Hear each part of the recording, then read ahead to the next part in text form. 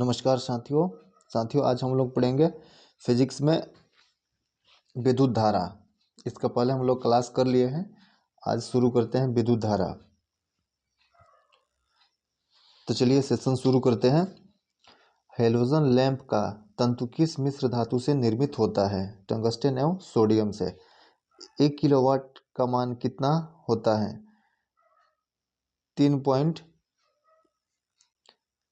3.6 गुणे 10⁻6 जूल होता है। जलते हुए विद्युत बल्ब के तंतु का तापमान कितना होता है? 2000 डिग्री सेल्सियस से 2500 डिग्री सेल्सियस तक होता है। जो बल्ब जलता है लाल वाला, उसका तापमान, ये जो व्हाइट वाला जलता है, अब एलईडी बल्ब ये नहीं, जो लाल वाला आता था पहले, उसका तापमान होता है 2000 डिग्री सेल्सियस से 2500 सेल्सियस तक। बिजली के बल्ब की तुलना में फ्लोरोसेंट ट्यूब विद्युत ऊर्जा का प्रकाश ऊर्जा में अधिक मात्रा में परिवर्तन करती है। इसलिए बिजली के बल्ब की तुलना में फ्लोरोसेंट ट्यूब का अधिक उपयोग किया जाता है। फ्यूज में प्रयुक्त होने वाले तार की क्या विशेषता होती है? बहुत ही इंपॉर्टेंट है। उच्च प्रतिरोध शक्ति तथा निम्न गलनांक होता है। उसका प्रतिरोध शक्ति ज्यादा होता है लेकिन गलनांक निम्न होता है, इसलिए थोड़ा भी लोड पड़ने पे वो फ्यूज उड़ जाता है और हमारे घर में किसी प्रकार की कोई क्षति नहीं होता है।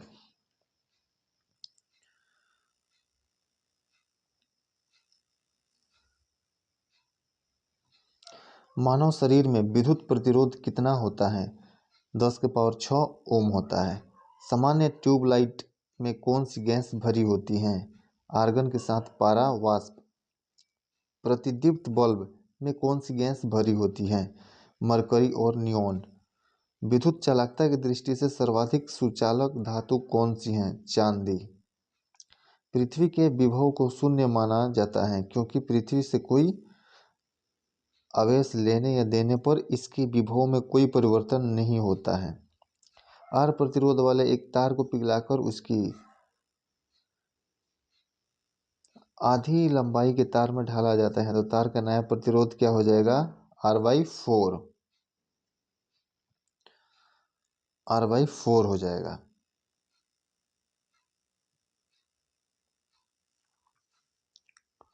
विद्युत बल्ब का तंतु किस धातु से निर्मित होता है? तो टंगस्टन से। स्टोरेज बैटरी को चार्ज करने हेतु किस धारा की आवश्यकता होती है? दिष्ट धारा।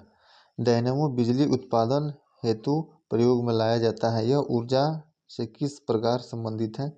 यह यांत्रिक ऊर्जा को विद्युत ऊर्जा में परिवर्तित करता है। कम वोल्टेज पर कार्य करने पर विद्युत मोटर जल जाते हैं क्योंकि वे अधिक विद्युत धारा खींचते हैं जो वोल्टेज के प्रतिलोमानुपाती होती हैं। टरबाइन व डायनेमो से बिजली को प्राप्त करने में ऊर्जा के किस रूप को विद्युत ऊर्जा में परिवर्तित किया जाता है? यांत्रिक ऊर्जा।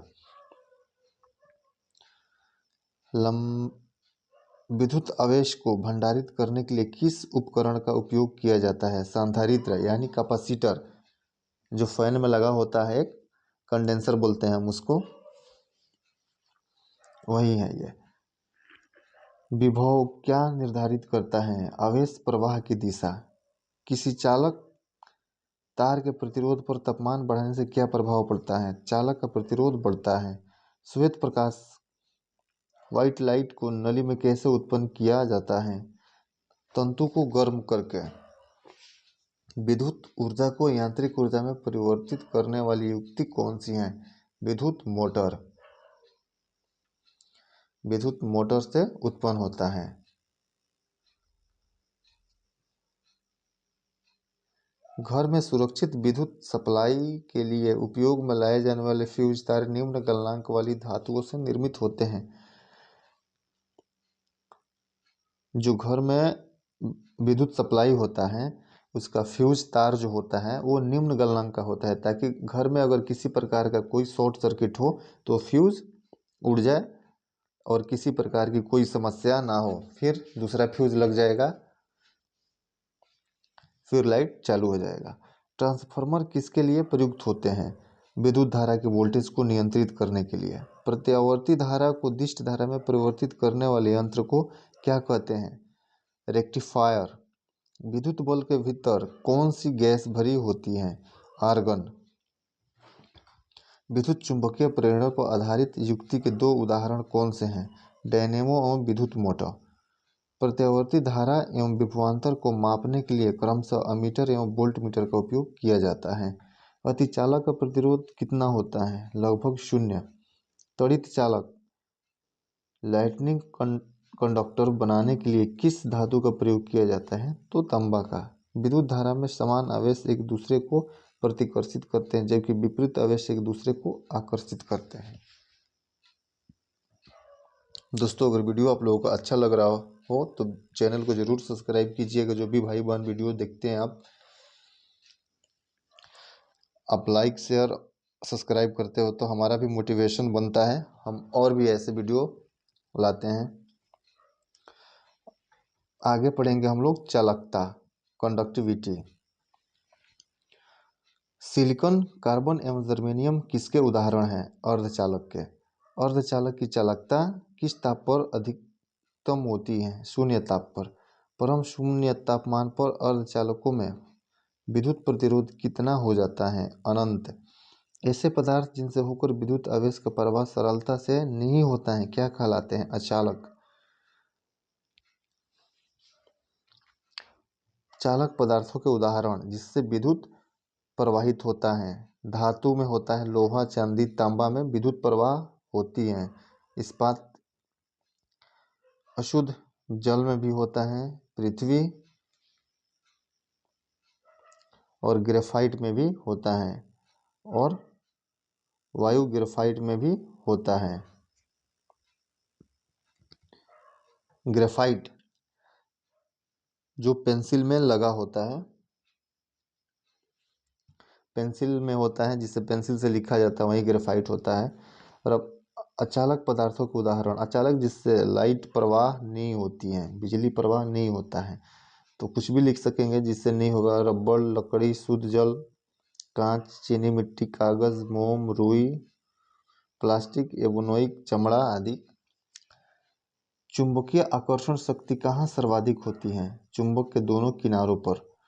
चुंबकीय कंपास की सुई किस दिशा को प्रदर्शित करती है? उत्तर एवं दक्षिण। सीजीएस पद्धति में चुंबकीय फ्लक्स का मात्रक क्या होता है? मैक्सवेल। ऐसे ताप जो लौह चुंबकीय प्रकृति एवं अणुचुंबकीय प्रकृति के मध्य प्रदर्शित होता है क्या कहलाता है? क्यूरी ताप। किसी चुंबक की आकर्षण शक्ति न्यूनतम कहाँ होती है?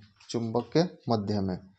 प्राकृतिक चुंबक किस धातु के अयस्क होते हैं? लौह धातु के, लोहा के।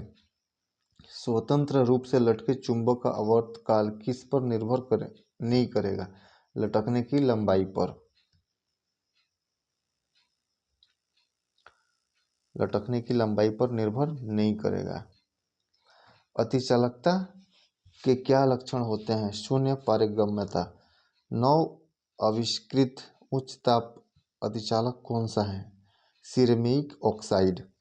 ट्रांजिस्टर बनाने के लिए सर्वाधिक उपयुक्त पदार्थ कौन सा है? सिलिकॉन।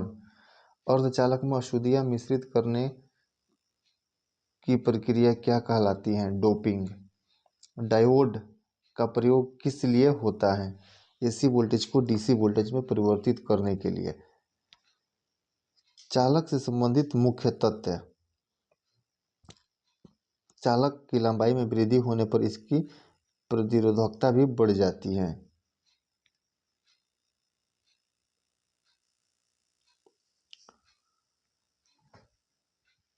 चालक का प्रतिरोध पदार्थ की प्रकृति पर निर्भर करता है। चालक के अनुप्रस्थ काट का क्षेत्रफल जितना अधिक होगा उसका प्रतिरोध उतना ही कम होगा। चालक के ताप में वृद्धि होने से उसके प्रतिरोध और प्रतिरोधकता में परिवर्तन होता है। धातुओं में तापीय वृद्धि से उनके प्रतिरोध एवं प्रतिरोधकता में वृद्धि होती है। जो धातु विद्युत की सबसे अच्छी सुचालक होती है उसे विशिष्ट प्रतिरोध सबसे कम होता है, उसमें विशिष्ट प्रतिरोध सबसे कम होता है।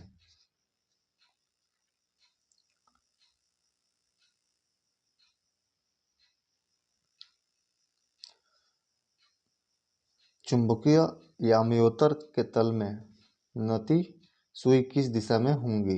ऊर्ध्वाधर होंगी। तड़ित आकाशीय बिजली से वृक्षों में आग भी लग सकती है क्योंकि इसमें अत्यधिक मात्रा में विद्युत ऊर्जा होती है। चुंबकीय पदार्थों का चुंबकीय गुण कब कम होता है? जब यह बहुत अधिक गर्म होते हैं। लेंस का नियम किसके अनुरूप है? चुंबकीय फ्लक्स संरक्षण का। कौन सा अयस्क प्राकृतिक चुंबक कहलाता है? मैग्नेटाइट।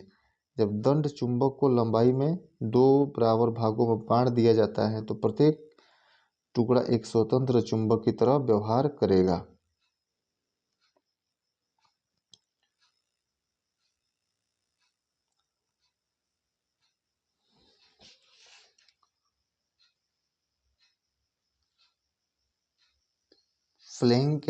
फ्लेमिंग के दाएं हाथ के नियम का प्रयोग किसकी दिशा ज्ञात करने के लिए किया जाता है? प्रेरित धारा की दिशा। विद्युत धारा के चुंबकीय प्रभाव सर्वप्रथम की खोज किसने की थी? हैम्स क्रिश्चियन ऑर्स्टेड के द्वारा। विद्युत परिपथ में फ्यूज का प्रयोग क्यों किया जाता है? जब परिपथ से अधिक धारा प्रवाहित हो तो फ्यूज तार गल जाए और परिपथ टूट जाए।